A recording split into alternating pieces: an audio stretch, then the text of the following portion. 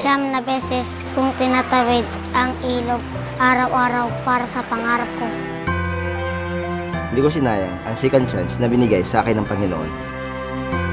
Lahat ay kakayanin para sa aking pamilya at para sa bayan. Naglalakad lang po kami, papuntang school. Ilang minuto maglalakad mula sa bahay mo? Isang oras. Isang oras? Pag umuulan po, ginagawa namin kumukuha ng dahon ng saging. Swerte mo nga eh. Araw-araw mo nadadaanan to. Kamaya maganda tong ginagawa mo. Kaya kita sinamaan today dahil Papaliwanag ko sa'yo kung gaano kahalaga yung ginagawa mo.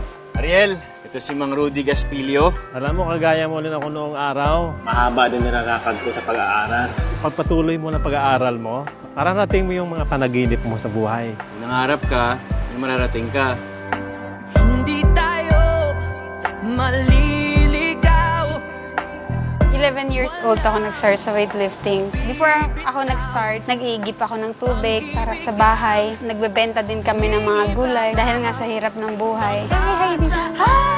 How do you feel yung nire-represent mo na yung Pilipinas sa Olympics? Proud ako na dinala ko yung bandila ng Pilipinas sa Olympics. Mga bata kasi sa amin, gusto ko na someday ma-inspire din sila na maging kagaya ko. Gusto ko ding patunayan sa kanila, hindi porket babae, hindi na kaya. Nakaka-inspire bilang isang babae. Saludo ako sa'yo.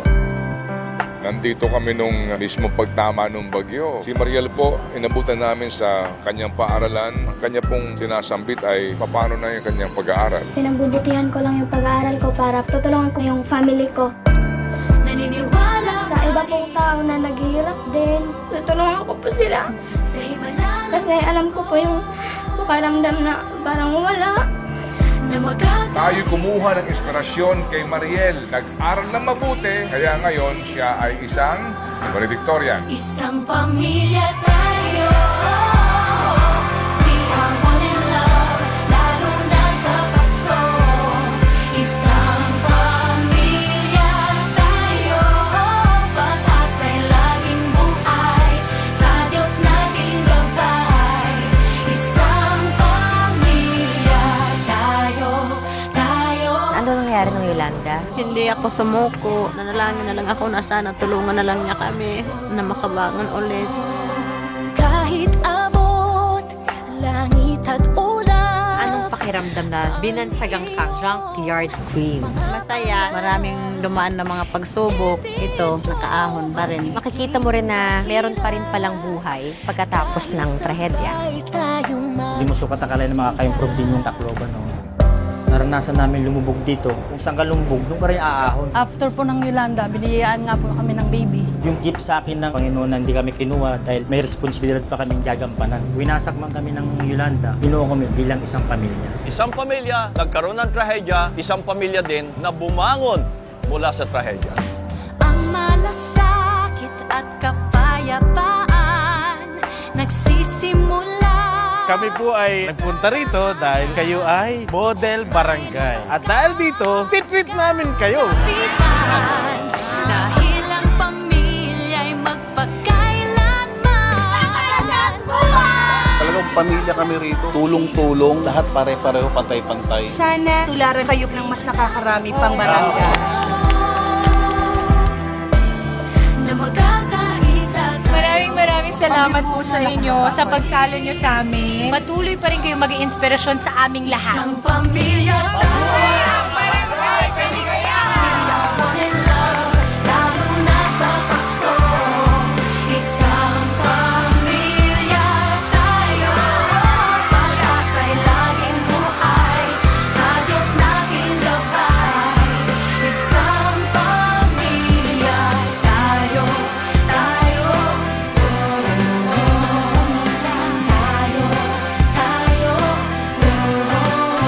Hi, Mon. Balita ko kay mga pasaway dito dati sa lugar nyo na nagbagong buhay na at tumutulong sa inyong community. Ito rin yung dahilan kung bakit na-inspire kami para mas tulungan pa kayo at dagdagan ang inyong kaalaman. Anong nakita niyong pagbabago sa kanila? Masaya po ako dahil kahit na hindi sila tumatanggap ng sahod kanino man, pinagpapatuloy nila yung adikain nila sa buhay nila na makatulong sa kapwa. Gusto ko pong maging pharmacy. Gusto ko pong maging teacher. Hi! Merry Christmas! Hindi lahat ng bata gusto maging teacher, pero sobrang importante sila. Kaya bilib ako sa'yo. May gusto kong ipakilala sa'yo. Teacher din siya, at katulad mo, galing siyang SOS. Mag-aaral ka para maging teacher ka, katulad ko ha. Magtuturo tayo ng maraming estudyante. Kailangan gusto mo talaga na maging pharmacist kahit paglaki mo. Talagang yun lang palagi mo isip. Dahil dun sa drawing na yun, kitang-kita mo talaga na yun talaga yung pangarap nila paglaki nila. Hindi ko kinakahiya na ako'y naging sa security guard dahil ito isang marangal na work nung ako nabuhay. Attorney Roy, security guard ka nung time na yun, nag-aaral and family man ka pa. Paano mo ginawa yun? Mahirap talaga. Ako noon, hindi ako nag-give up eh. Talagang tuloy-tuloy. Sige, sakripisyo lang. Walang imposible. Basta may pagpupursige, kaya mong abutin yung lahat. Sana magpatuloy ka pa na maging isang mabuting halimbawa at inspirasyon sa lahat ng kababayan natin. Hindi madali, pero andyan ka na ngayon kung saan mo gusto. Hello! Kamusta kayo mga bata? Nung bata ako, nagaya nyo rin ako. Nag-aaral din ako sa public elementary school. Isa lang ang hangarin ko, ang makatapos ako ng pag-aaral. Mag-aaral ha? Sana mag-aral kayo mabuti, makinig kayong mabuti sa inyong mga guro, respetuhin nyo yung kapwa estudyante nyo, at makinig sa mga magulang. Ayos ba yun mga bata?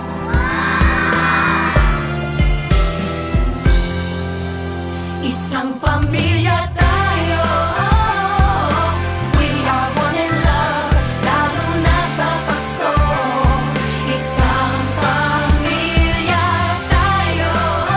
Pag-asa'y laging buhay, sa Diyos nating gabay. Isang pamilya tayo, tayo.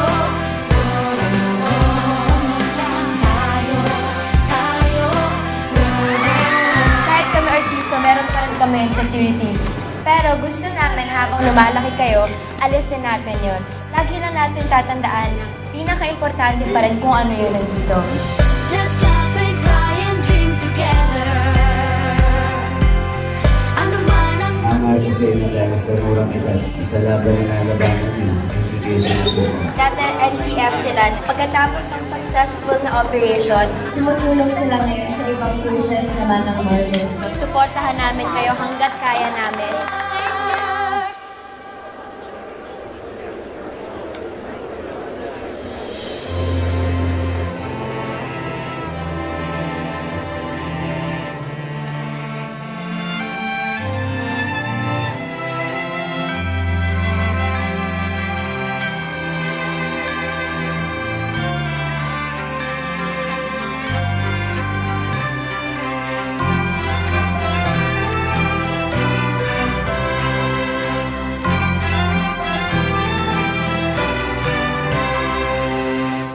Hi, Celine. Alam namin na ginagawa mo ang lahat para matupad ang pangarap mo. At malay mo, after a few years, makasama mo na ang napakagaling nating orchestra. Isa kang inspirasyon sa maraming tao. Nakakatuwa. Grabe yung talentong ibinigay sa inyo ng Diyos. Kaya dapat pangalagaan niyo yan at huwag kayong mapapagod mangarap. isang pamilya tayo. We are one in love, lalo na sa Pasko. Isang pamilya tayo. Pag-asa'y laging buhay, isang pamilya tayo. Isang pamilya tayo.